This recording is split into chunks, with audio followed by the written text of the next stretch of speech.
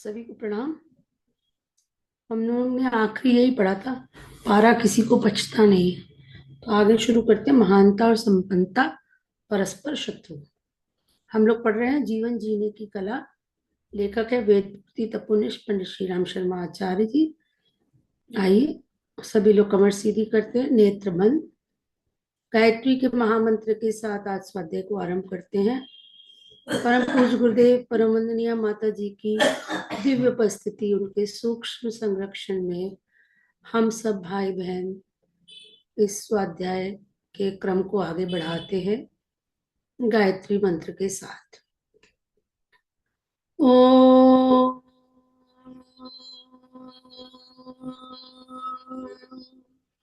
भूर्भुवः स्वः तत्सवितुर्वरेण्यं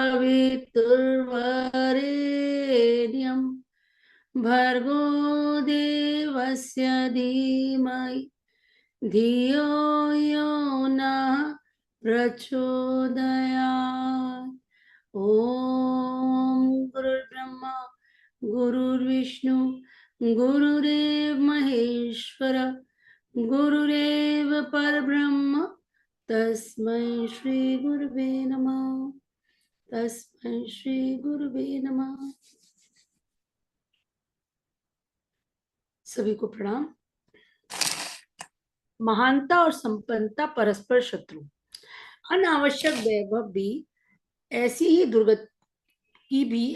दुर्गति होती है। वह स्वयं तो हजार छेद बनकर अपनी बिरादरी वालों से मिलने को दौड़ता ही है, साथ ही जहां भी जब भागता है अनेक रिश्ते हुए घाव छोड़ जाता है, जो जन जन्मांतरों तक दुखते और कसकते हैं। इसलिए आदर्शों की बात सोचने वालों को सर्वप्रथम वैभव विसर्जन की तैयारी करने का परामर्श दिया जाता है। अन्यथा लिप्सा बनी रहने पर परमार्थ के नाम पर चित्र विचित्र विडंबनाएं रचते रहने के अतिरिक्त और कुछ पन नहीं पड़ता। ये बहुत ही एक क्लियर विजन दिया है एक तरह से गुरुदेव ने, कि महानता और संपन्नता एक साथ नहीं जाती, क्योंकि जब संपन्नता रहती है, अनावश्यक संपत्ति या अनावश्यक वैभव है, तो वो लिप्सा, लोभ, भोग विलास, इसको मतलब इसमें रमा रहता व्यक्ति, तो इसके साथ महानता नहीं पनप पाती। और इसलिए गुरुदेव लिख रहे हैं कि आदर्शों की बात सोचने वालों को सर्वप्रथम वैभव विसर्जन की तैयारी करने का परामर्श दिया जाता है। या फिर ऐसा जीवन जिएंगे जिसमें वैभव है चारों तरफ, लेकिन आप उससे अछूते हैं, जैसे कमल की तरह ऊपर उठे हुए, आप उसमें लिप्त नहीं है। महानता और संपन्नता में एक प्रकार से शत्रुता है। जहां एक के पैर जमेंगे वहां दूसरे को पलायन करना पड़ेगा। तथ्य की यथार्थता एवं गंभीरता को समझने वाले वाजिश्रवा जैसे सर्वमेध यज्ञ रचाते और अपने शरीर के कपड़े तक उतारकर परमार्थ प्रयोजन के लिए दान करते रहे हैं। वाजिश्रवा जिन्होंने, जैसा गुरुदेव लिख रहे हैं, मुझे इनकी कहानी नहीं पता, जैसे सर्वमेध यज्ञ रचाते और अपने शरीर के कपड़े तक उतारकर परमार्थ प्रयोजन के लिए दान करते रहे हैं। अगर डॉक्टर साहब को पता हो तो वो इस पर प्रकाश डाल सकते हैं, कौन थे वाजिश्रवा। ऋषि परंपरा यही है, बुद्ध गांधी का भी नहीं, प्रत्येक साधु और ब्राह्मण परंपरा अपनाने वालों को अपना प्रथम प्रयास यहीं से आरंभ करना पड़ता है। विसर्जन समर्पण बन पड़े तो भी ये आशा बनती है कि महानता के साथ एकत्व अद्वैत की स्थिति बन सके। एक मिनट पीछे करिएगा फिर से। विसर्जन समर्पण बन पड़े तो ही ये आशा, मतलब आप सब कुछ त्याग कर सके, ईश्वर के सामने पूर्ण समर्पण कर सके, तब ये आशा बनती है कि महानता के साथ एकत्व अद्वैत, मतलब महानता और आप एक हो जाएंगे, महानता आपके अंदर समाहित हो जाएगी, तब ये एकत्व अद्वैत की स्थिति बनेगी, यानी कि आप में और महानता में कोई अंतर नहीं रहेगा, एक दूसरे के पर्याय हो जाएंगे। तब ये होती है जब आप विसर्जन करने के लिए, त्याग करने के लिए, पूर्ण समर्पण करने के लिए तैयार हो। त्याग वैराग्य की शास्त्रकारों ने श्रेय मार्ग पर चलने वालों के निमित्त पग पग पर आवश्यकता बताई है। उसमें यही रहस्य है कि जब तक तृष्णा से पिंड ना छूटेगा, तब तक श्रेष्ठता में न मन लगेगा और न तन जुटेगा। तो अगर श्रेय मार्ग पर चलना है तो उसका सार ये है कि तृष्णा छोड़नी है। वासना, तृष्णा, अहंता, तीन चीजें गुरुदेव बताते हैं। तो इसमें तृष्णा प्रमुख रूप से, और चाहते, हमारी कामनाएं, ये छूटेगा तब तक श्रेष्ठता में मन। जब तक ये नहीं छूटेगी, तृष्णा मतलब बार बार ये इच्छा की और हो जाए, और कुछ और कुछ कुछ कमी है, तब तक श्रेष्ठता में मन न लगेगा और न तन छूटेगा। लगन कहीं लगी रहे तो फिर लकीर पीटने भर की विडंबना ही शेष रह जाती है।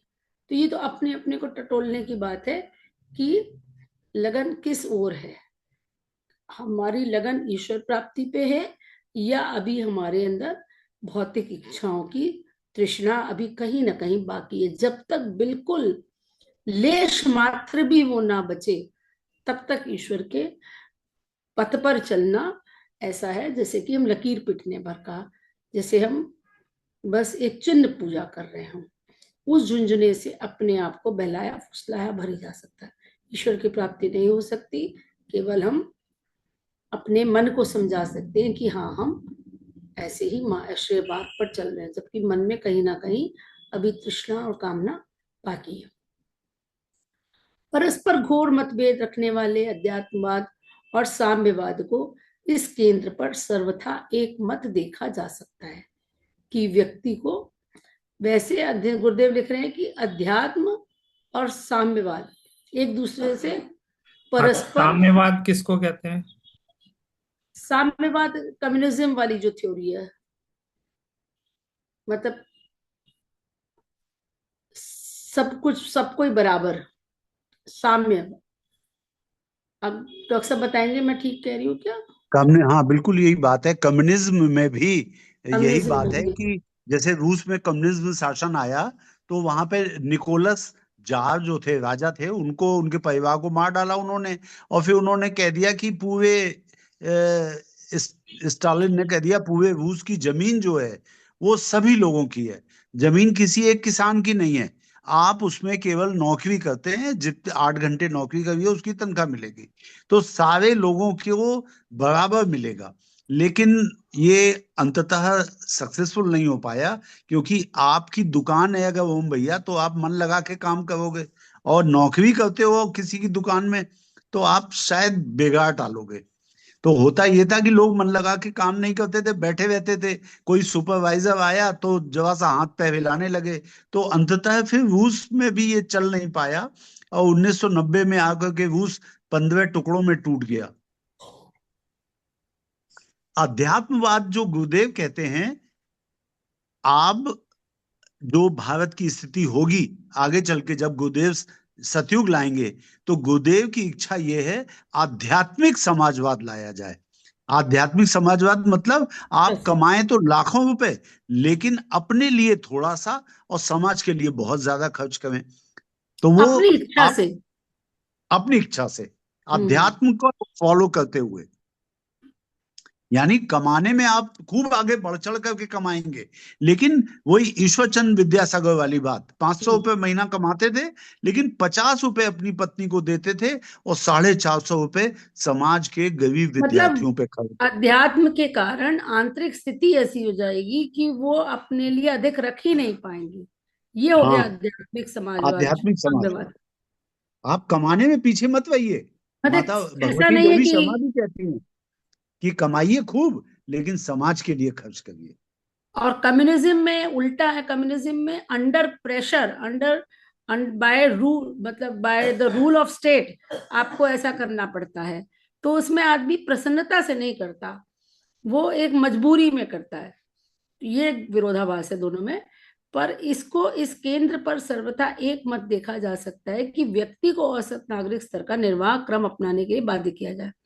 ये दोनों में समानता है, दोनों इसी बात को प्रोपोगेट करते हैं, चाहे साम्यवाद हो चाहे अध्यात्मवाद, कि व्यक्ति जो है सब लोग समान रूप से एक औसत नागरिक स्तर का क्रम अपनाए जीवन जीने में और वो सब पे लागू हो। अध्यात्म क्षेत्र ने इसके लिए पुण्य परमात्मा का, त्याग वैराग्य का, स्वर्ग मुक्ति का दार्शनिक चक्रव्यूह रचा है। मतलब अध्यात्म का क्षेत्र ये कहता है उसके माध्यम से आप परमात्मा की राह पे चलते हो, आप स्वेच्छा से त्याग करते हो, उससे आपको एक जो अलौकिक आनंद मिलेगा, ईश्वर की प्राप्ति, एक फिलोसफिकल उनका दृष्टिकोण है। पर साम्यवाद ने झटके की नीति अपनाई है और आदमी की भलमनसाहत को अस्वीकार करते हुए गर्दन दबोच कर जो पास पल्ले उसे समाज की संपदा मानने के लिए बाध्य किया।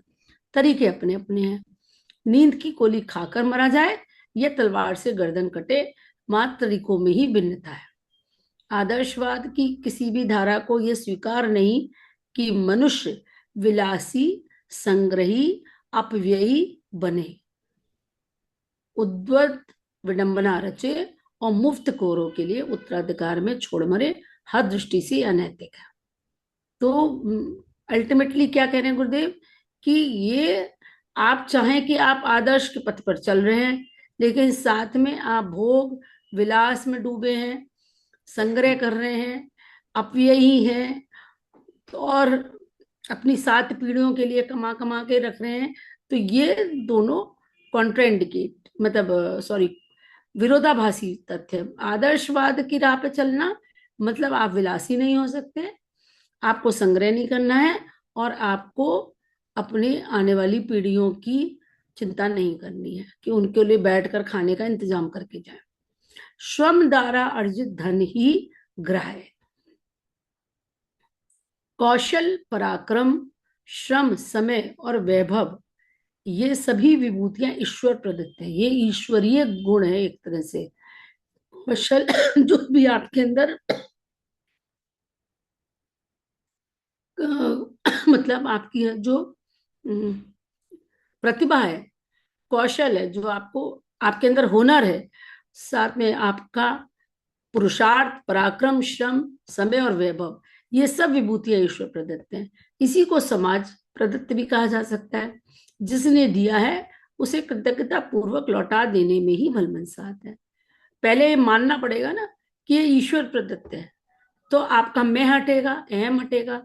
आप ये मान लेते हो कि ये हमें भगवान से मिला है, समाज से मिला है, तो जहां से मिला है वहीं उसको हम ग्रेटिट्यूड के साथ, दिखावे की दृष्टि के साथ नहीं। अभी कल परसों वाले स्वाध्याय में डॉक्टर साहब ने बताया था ना कि एक किताब है जिसमें आध्यात्मिक जगत के नियम, यही शायद किताब का नाम है, laws of the spiritual world, जिसमें 2 बच्चे जब मृत्यु के बाद उस दुनिया में पहुंचते हैं और वहां बताते हैं तो कि किस तरह से वहां का डिवीजन होता है। 7 वहां पे लोक हैं, 7 लोग, और हर लोक में 7 चरण हैं।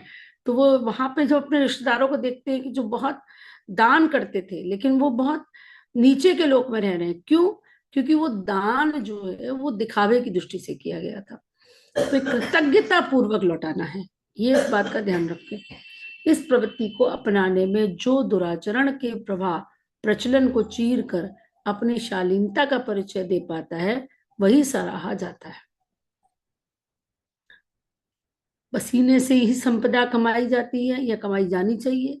लॉटरी से लेकर के जुए सट्टे का, जमीन में गड़ा उत्तराधिकार से मिला या उजटपन से बटोरा वैभव और चित्त की मर्यादाओं से हटकर होने के कारण अग्राह्य एवं अवांछनीय। तो सही रास्ते से हमें धन को कमाना है। गुरुदेव का सूत्र है, असफलता क्या है वो, सफलता से नहीं, नीति पर चलते हुए असफलता को शिरोधार्य करेंगे बनस्पत अनीति से प्राप्त सफलता के। तो गलत रास्ते से हमारे घर में धन नहीं आना चाहिए। धन जो है श्रम की कमाई का हो, ईमानदारी की कमाई का हो, पुरुषार्थ करके कमाया गया हो, ये नहीं कि वो रिश्वत की कमाई हो। वस्तुतः धन मनुष्य के श्रम, समय और कौशल का ही प्रतिफल होना चाहिए। बाय प्रोडक्ट होता है। आप देखिए, दो बातें हैं। जैसे हम लोग चिकित्सक हैं, जब हम किसी का ट्रीटमेंट करेंगे तो हमारा जो मुख्य लक्ष्य है वो ये होना चाहिए कि मरीज अच्छा हो, और उसके लिए उसको हर वो बात जो ईमानदारी से उसके हित में है वो बताई जाए। और उसके बाद जब इलाज करेंगे तो धन तो आएगा ही, वो तो बाय प्रोडक्ट है ही।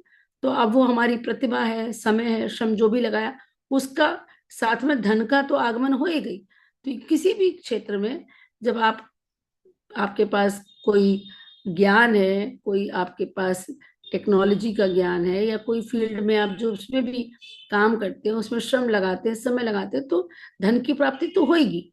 उसके अनुसार न्यूनतम अपने लिए और अधिकतम सत्प्रवृत्ति संवर्धन के निमित्त लगना चाहिए। यही बात जो अभी उदाहरण डॉक्टर साहब दे रहे थे, ईश्वर चंद्र विद्यासागर जी का 500 रुपए कमाते थे, 50 रुपए अपने लिए रख करके 450 रुपए विद्यार्थियों की पढ़ाई में लगाते थे। जिस प्रकार संपन्नता उपार्जन के लिए अपना सब कुछ ना सही, बहुत कुछ नियोजित करना पड़ता है, ठीक उसी प्रकार महानता अर्जित करने के लिए भी श्रम, समय एवं मनोयोग का बहुत बड़ा भाग नियोजित करना पड़ता है। यदि उन विभूतियों पर पहले से ही लोभ लिप्सा ने आधिपत्य जमा रखा हो, तो फिर महानता अर्जित करने के लिए जिन साधनों की आवश्यकता पड़ती है वे यदि पास में होंगे ही नहीं, तो फिर मनोरथ कैसे पूरे हो जाएंगे। मात्र कामना कल्पना करने से, पूजा पाठ करने से कोई भी श्रेष्ठता का वर्णन नहीं कर सकता। ईश्वर भक्त भी महामानवों की पंक्ति में बैठ सकने में समर्थ नहीं हुए हैं। उत्कृष्टता तो मूल्य देकर खरीदी जा सकती है। तो श्रम, समय और कौशल का दान उसको लगाना पड़ेगा, तब जाकर के आप महान बन पाएंगे। और यहाँ पे जो आपकी बहुत अधिक आपके पास साधन समृद्धि है वो आड़े आती है, क्योंकि वो आपको भोग विलास के रास्ते पर लेके जाती है। जब तक आपने उसका त्याग नहीं किया, उसका विसर्जन नहीं किया, तब तक आप महान बनने की श्रेणी में नहीं बैठ सकते। इस खरीद के लिए जो चाहिए उसे संपन्नता की ललक पर अंकुश लगाकर ही बढ़ाया जा सकता है। निकृष्टता आकर्षक किंतु कष्टदायक। चुनाव दो में से एक का करना है। निकृष्ट, निकृष्ट मतलब नीच, निकृष्ट विचार रखकर घिनौना जीवन जिया जाए, संकीर्ण स्वार्थपरता की सड़ी गली कीचड़ में कुलबुलाते तिलमिलाते कीड़ों जैसा शिष्णोदर प्राणायण बना जाए, या फिर उत्कृष्ट स्तर की विचारणा अपनाकर सादगी से सौम्य सात्विक निष्प्रह रहकर महानता को वर्ण किया जाए। तो ये चॉइस आपकी अपनी है, हमारी अपनी स्वयं की है। कि एक तो ये है कि हम संकीर्ण स्वार्थपरता में केवल विलासिता का, अपना कामनाओं की पूर्ति करने वाला, अपने बाल बच्चों तक सीमित रहने वाला ऐसा एक कीड़ों जैसा जीवन, जो मतलब केवल हम भोग विलास में पड़े हैं और केवल अपने बारे में सोच रहे हैं।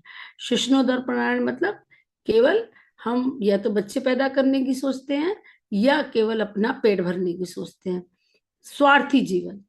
या फिर दूसरे तरफ है कि उत्कृष्ट स्तर की विचारणा, हम इससे ऊपर उठे और फिर सादगी का, सौम्यता का, सात्विक जीवन, निष्प्रह लिप्त ना होकर के महानता को वर्ण किया जाए। दोनों में मौलिक अंतर एक ही है।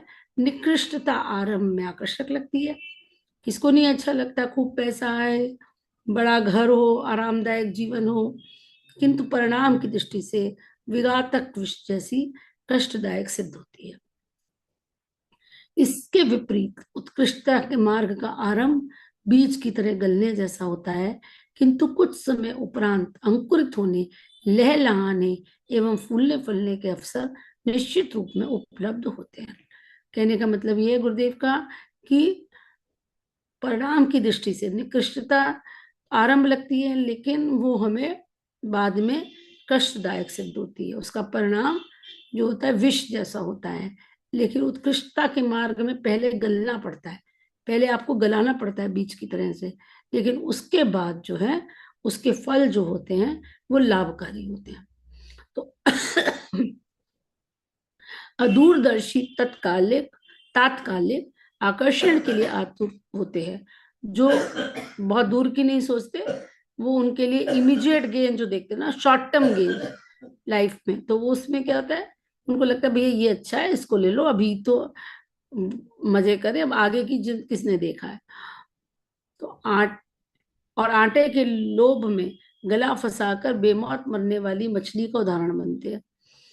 दूसरे वे हैं जो किसान, माली, विद्यार्थी या व्यवसायी की तरह अपनी श्रम साधना सत प्रयोजन के लिए लगाते और अंततः बहुमूल्य फसल से अपने कोटे भरते हैं। मतलब दूरदृष्टि, आगे का जीवन हमारा जो परमानेंट चीज है उसमें हम कितना इन्वेस्ट कर रहे हैं, और परमानेंट क्या है, आत्मा, श्रेय मार्ग। तो आदर्शों के जीवन का मतलब ये है कि लॉन्ग टर्म इन्वेस्टमेंट आपने क्या किया। तो जो दूरदर्शी होते हैं वो वैसा जीवन जी करके बहुमूल्य फल प्राप्त करते हैं। व्यक्तिक आकांक्षाओं को सीमित करें। सादा जीवन उच्च विचार का राजमार्ग हर किसी के लिए श्रेयस्कर है। उसमें आवश्यकताओं और सुविधाओं पर इतना अंकुश लगाना पड़ता है जिसमें शरीर के लिए मात्र औसत नागरिक जितनी व्यवस्था जुट सके। व्यक्तिक आकांक्षाओं को इतना ही स्वल्प एवं सीमित रखना चाहिए ताकि संसार में जितने साधन हैं उन्हें मिल बांट कर खाया जा सके।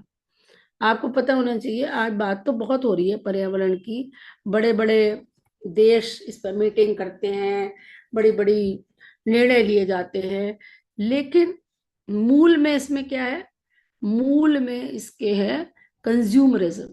जितना ज्यादा हम इस्तेमाल कर रहे हैं उतना ही ज्यादा वेस्ट निकलता है, और वो वेस्ट जाकर के लैंडफिल्स में जाता है, और वो जो है हमारे पर्यावरण को कितना नुकसान पहुंचा रहा है। तो यहाँ बात हालांकि दूसरी हो रही है, लेकिन हम कम से कम धरती को बचाने के लिए ही, क्योंकि अगर धरती ही नहीं बचेगी तो हम कहाँ से बचेंगे। तो आज जिस तरह से कूड़े के अंबार लग रहे हैं उसमें एक कारण ये भी है कि हम असीमित इच्छाओं के कारण हमारे जो साधन है, चाहे कपड़े ही ले, हम हमारे पास पर्याप्त कपड़े हैं तब भी हम खरीदते रहते हैं। तो ये व्यक्तिगत आकांक्षाएं जो हमारी हैं, जब तक उनको हम स्वल्प और सीमित नहीं रखेंगे तब तक सब लोग बराबरी के स्तर पर जीवन नहीं जी पाएंगे।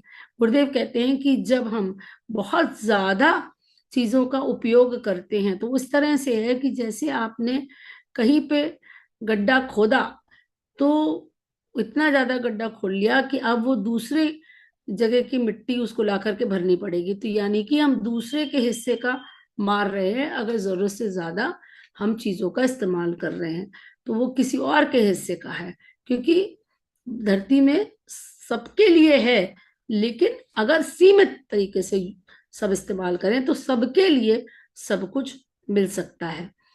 मिल बांट करके ही खाना होगा, तभी जा करके इसमें एक अंकुश लगेगा। हर किसी के हिस्से में गुजारे जितना आ सके।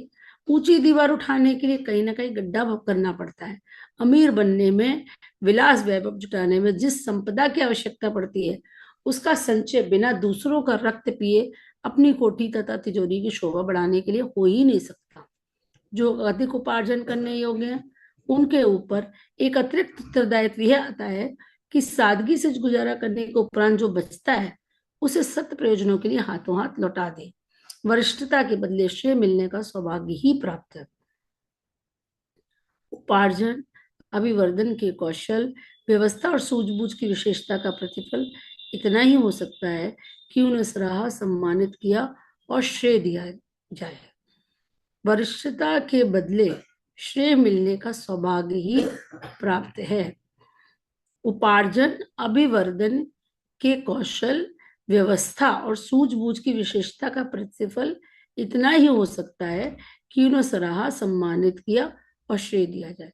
हाँ, तो ये बहुत इंपॉर्टेंट लाइन है, इसको मैंने दोबारा पढ़ा तब समझा कि जो लोग हैं जो अधिक उपार्जित करते हैं, उसको अपनी साधन संपदा को, धन को बढ़ाने का भी उनके अंदर मीन्स मतलब नॉलेज भी होती है, टेक्निक भी आती है, उसका अभिवर्धन भी कर लेते हैं, फिर उसकी व्यवस्था भी कर लेते हैं। तो इसका जो उनको प्रतिफल मिलना चाहिए वो इतना ही है कि उनको सराहा जाए, उनको सम्मान दिया जाए, लेकिन इसके बदले वो अधिक सुख संपदाओं का लाभ उठाएं, ये गलत है। इसके बदले उन्हें अधिक संपदा सुविधाओं जैसे लाभों की ना तो मांग ही करनी चाहिए, ना वैसा कुछ उन पर लाद कर गरिमा का अपहरण होना चाहिए। तो ये तो अभी समाज को अगर देखें आज के समय, तो अभी तो इसको आने में जब गुरुदेव चाहेंगे तब आ पाएगा ऐसा, अभी तो ऐसा स्थिति नहीं है, लेकिन आने वाले समय में गुरुदेव की कृपा से ये सब होने जा रहा है कि जब सब लोग एक सा जीवन जिएंगे। और गुरुदेव ने लिखा है कि आर्थिक असमानता को मैं समाप्त करके रहूंगा। तो इसके लिए स्वेच्छा से उन लोगों को ये ऐसा बदलाव आएगा कि जिनके पास अधिक है तो वो अपने लिए उन उसका संचय ना करके उसे समाज में लगाएंगे। घर के बड़े या कमाऊ लोग मात्र अधिक श्रेय पाकर संतुष्ट हो जाते हैं। तो आप घर का कंपैरिजन पूरे धरती से कर रहे हैं गुरुदेव। जैसे घर में एक परिवार हो, संयुक्त परिवार, तो जो वरिष्ठ लोग होते हैं वो भले ही कमा रहे हो ज्यादा, लेकिन वो इसके लिए केवल इतना ही श्रेय मिलता है कि उनको सम्मान मिलता है, उनके बड़े होने का आदर मिलता है। पर इसका मतलब ये थोड़ी ना कि वो अपने लिए सब रख लेते हैं और बच्चों को कम देते हैं। वो तो बल्कि उल्टा है, बच्चों को ज्यादा देते हैं, अपने लिए कम रखते हैं। यही बात अगर हम एक घर को वृहद रूप में, एक पूरी धरती को कुटुंब के रूप में देखें, जो हमारे सनातन की संस्कृति रही है, वसुधैव कुटुंबकम, यानी पूरी धरती हमारा परिवार है, तो उसी के ऊपर इस तरह से लागू करना है कि जो कुछ हम एक्स्ट्रा लाएंगे वो जिनके पास नहीं है उनके बीच में उसको जा करके हम उसको मतलब डिस्ट्रीब्यूट करेंगे। व्यक्तिगत उपभोग के लिए अधिक संपत्ति उड़ाते रहने की छूट नहीं मांगते। वे जानते हैं कि संयुक्त परिवार में सभी का समान हक है। कमाओ हीरे मोतियों से लदे और बिना कमाओ चिथड़े समेट लपेट कर घूमे, तो ये संयुक्त परिवार कहाँ रहा? ये समूचा समाज एक परिवार है। यही बात गुरुदेव ने कितनी अच्छे तरीके से, सुंदर तरीके से बताई है कि पूरा समाज ही एक परिवार है। उसके वरिष्ठों को, मतलब वरिष्ठ कौन हुए? जो अधिक प्रतिभा संपन्न है, जो अधिक साधन संपन्न है, उनको कनिष्ठों का ध्यान रखना चाहिए। अभिभावक स्वयं दूध ना पी करके भी बच्चों के लिए पैसे किसी प्रकार जुटाते हैं। मरीज के लिए फलों का प्रबंध किया जाता है, जबकि समर्थ दाल और नमक के सहारे ही रोटी गले उतारते रहते हैं। यदि समर्थ का विशेष अधिकार माना जाए तो फिर असमर्थों का भगवान ही रक्षक है। उस आपाधापी के रहते मनुष्य को समाज की सभ्यता, संस्कृति, नीति, उदारता जैसे आदर्शों की चर्चा करने का हक न रह जाएगा। जिसकी लाठी उसकी भैंस का जंगली कानून यदि मनुष्य में भी चल गया और सुयोग्यों ने अधिक सुविधा साधन हड़पना प्रारंभ कर दिया, तो समझना चाहिए कि मनुष्य ने अपनी नैतिक वरिष्ठता गंवा दी और प्रेत पिशाच जैसी रीति नीति अपना ली। तो ये जो लास्ट की लाइंस हैं वो आज के समाज का दर्शन कराती हैं हमको कि आज यही तो है, जो साधन संपन्न है वो ही ज्यादा ताकतवर है, उसी के पास पावर है, तो वो हो गया जिसकी लाठी उसी की भैंस। साधन संपन्न के सब काम हो जाते हैं। आज आप एजुकेशन सिस्टम देख लीजिए, प्राइवेट एजुकेशन है, अब जिसमें पैसा है वही मेडिकल की पढ़ाई कर सकता है प्राइवेट कॉलेज में। आज एक एमबीबीएस की डिग्री के लिए भी 60-70 लाख रुपए, मुझे तो एग्जैक्ट आजकल के रेट भी नहीं मालूम, इससे भी ज्यादा शायद लग जाते हैं। और पीजी की डिग्री अगर आपको लेनी है तो 2-3 करोड़ रुपए लग जाते हैं। तो ये सामान्य आदमी ये कहाँ कर सकता है? जिसके पास पैसा है, इसका मतलब मेडिकल ये हो गया कि जिसके पास पैसा है वो ही पढ़ सकता है। इंजीनियरिंग कॉलेजेस में भी धीरे धीरे प्राइवेट में पैसा बढ़ता जा रहा है, उसके लिए लोग को उतना खर्चा करना पड़ता है। तो ये अगर ऐसा समाज है हमारा, तो हम गुरुदेव लिख रहे हैं कि इसमें मनुष्य जो है वो अपनी नैतिक वरिष्ठता, मतलब उसके अंदर नैतिकता का हरण हो चुका है, नैतिकता अब रही नहीं। तो जो जैसा मानवीय जीवन को होना चाहिए या मनुष्य अपनी गरिमा के अनुसार जैसा आचरण करे वो अब ऐसे समाज में नहीं दिखाई दे रहा है। तो ये इसके लिए फिर आदर्शों की चर्चा करना निरर्थक है। फिर तो जब तक इसके अंदर बदलाव नहीं आएगा तब तक तो ये ऐसे हो गया जैसे जंगल राज हो रहा है। तो आज के समाज की का यही स्थिति है जो गुरुदेव लिख रहे हैं। तो आगे हम लोग कल पढ़ेंगे मितव्ययता कृपणता नहीं है। मितव्ययता को लोग कहते हैं ना कि अरे आजकल के एक और बहुत प्रचलित वाक्य है लॉ ऑफ अबंडेंस। आप ऐसा सोचिए आपके पास बहुत है, और जब भी कोई लॉ ऑफ अबंडेंस की बात करता है तो मुझे गुरुदेव की यही बात याद आ जाती है। गुरुदेव तो हमेशा यही कहते हैं कि मितव्ययी बनो, मितव्ययी बनो। तो फिर ये विरोधाभास है। तो कल इसे पढ़ेंगे तो शायद वो वाली चीज क्लियर हो जाएगी। आज आपको लोग बहुत इस बात पर जोर देते हैं कि नहीं नहीं, आप आराम से खर्च करिए। आप YouTube में भी देखिए, इस तरह के बहुत सारे वीडियोस आपको मिलेंगे। एनर्जी होती है और आपको सोचना चाहिए आपके पास बहुत है और बहुत खर्च करना चाहिए, तो इससे और आता है। अब पर मुझे ये गले नहीं उतरता कभी भी ये वाला लॉ, क्योंकि मैंने हमेशा गुरुदेव को यही पढ़ा है कि मित व्ययी बने। चलिए आज का स्वाध्याय यही समाप्त करते हैं। सभी को प्रणाम। कल आगे लेकर के चलेंगे इसको। मितव्ययता नहीं, मितव्ययी कृपणता नहीं है। शुभ रात्रि। ओम शांति शांति शांति।